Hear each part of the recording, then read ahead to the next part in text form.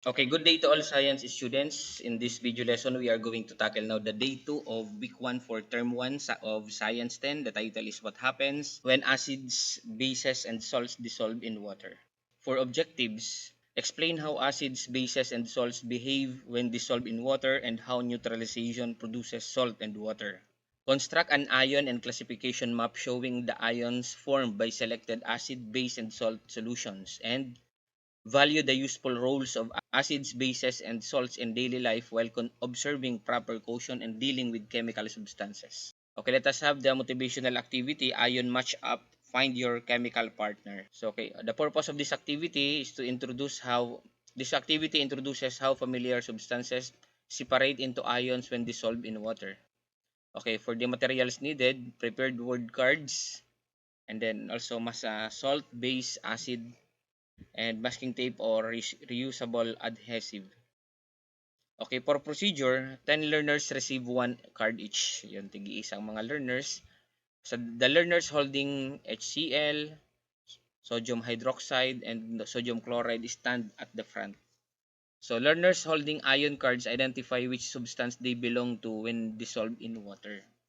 So, learners holding the classification cards identify whether each substance is an acid, base, or salt. So, kumbaga yung na-receive ng 10 learners na tigi-isang card, they are going to identify kung sila ba ay acid, base, or salt yung napunta sa kanila na word card. So, the completed matches are presented to the class. So, ito po yung magiging sample nun. HCl, classification niya is acid. Okay, which ion identifies HCl as an acid?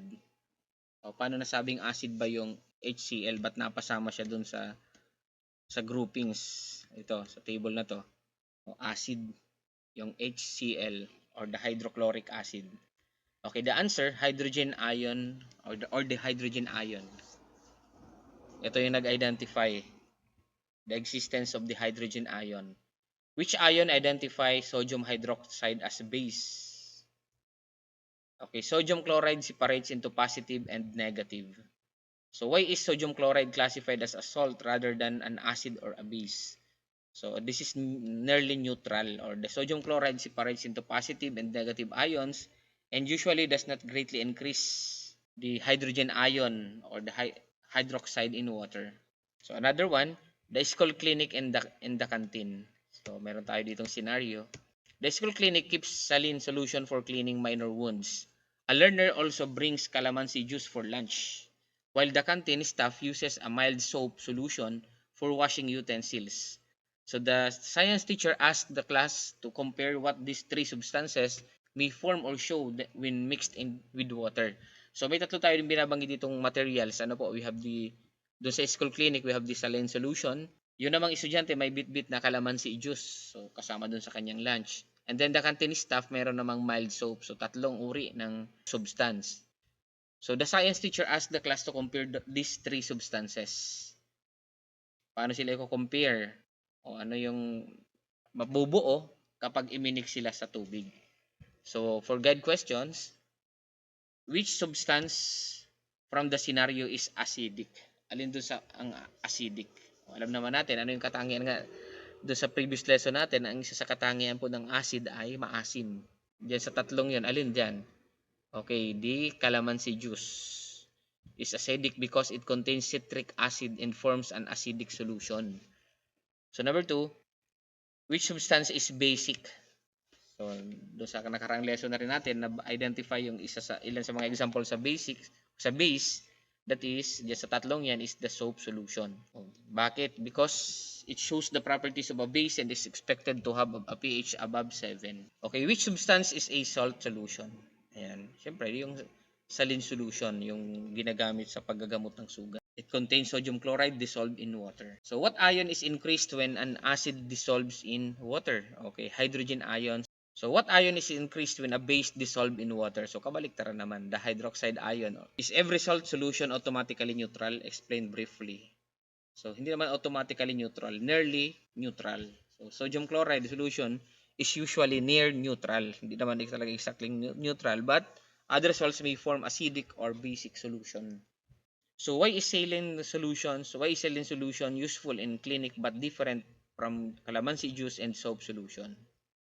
So saline solution is a near neutral sodium chloride solution used in medical care, while calamansi is acidic and soap solution is basic. Okay, for discussion, dissolving substances in water. When certain substances dissolve in water, they separate into ions. These ions influence whether a solution becomes acidic, basic, or neutral. So, acid in water. An acid increases the amount of hydrogen ions in water. So, ito, kapag nag-separate yan, H and chlorine, so the positive one, the positive oxidation number is the hydrogen. Hydrochloric acid forms an acidic solution because it produces hydrogen ions. Yun, nakabuo pala siya ng hydrogen ions, kaya yun ang nag-identify sa pagiging niyang acid ng hydrochloric acid. Okay, base in water. A base increases the amount of hydroxide ions in water. Ayan. Sodium hydroxide forms a basic solution because it produces hydroxide ions. So, kapag nakabuo pala ng hydroxide ions, it is become base or basic solution. Okay, salt and water. A salt separates into positive and negative ions when dissolved in water. Sodium chloride solution is commonly near neutral. However, not all salts behave in the same way. Some salt solutions may be acidic or basic. So, meron din palang salt na nagiging acid or nagiging base. Hindi lahat neutral. Okay, let us compare acids, bases, and salts. Important ions in water. Kapag na-mix siya sa tubig, ano yung nagiging nabubuong ion?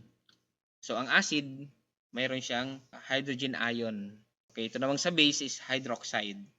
Kapag sa salt naman, positive and negative ions.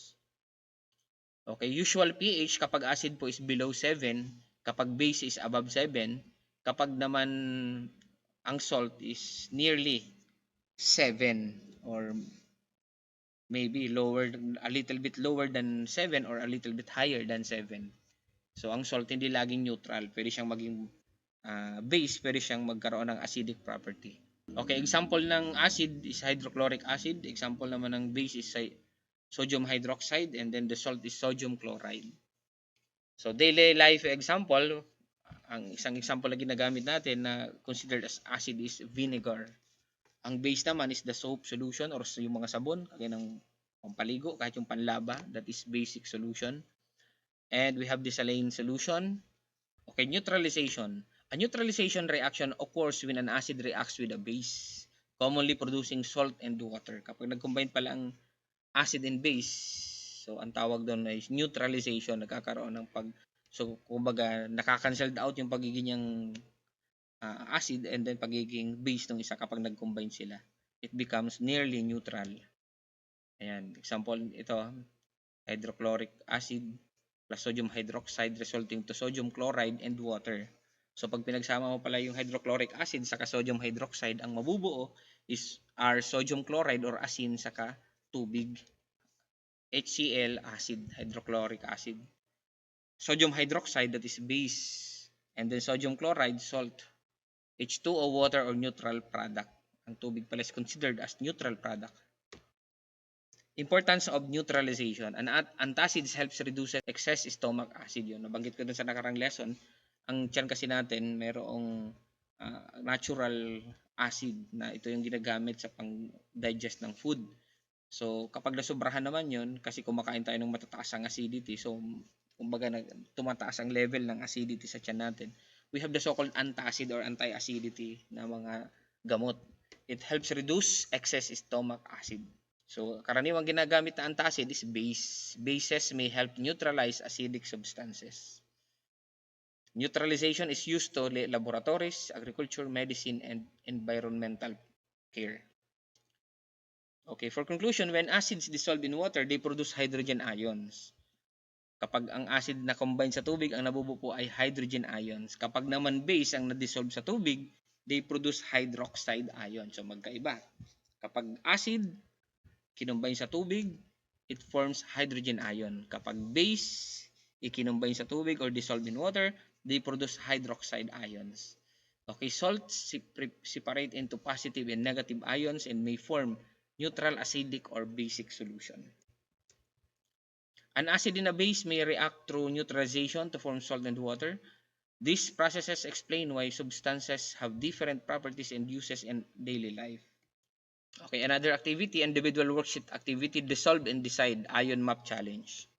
So objective, demonstrate understanding of how acids, bases, and salts behave in water by completing an ion and classification map. Dito sa activity ito, objective, demonstrate understanding of how acids, bases, and salts behave in water by completing an ion and classification map.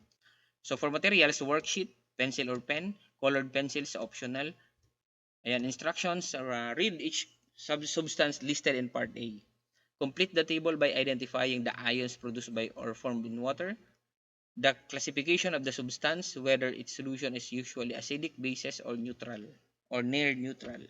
Okay, in part B, complete the neutralization equation by identifying the acid, base, salts, and water produced. And okay, in part C, write a 2 to 3 sentences explanation of why not all salts should automatically be classified as neutral ions or solution. Kumpletuhin po natin itong ion map.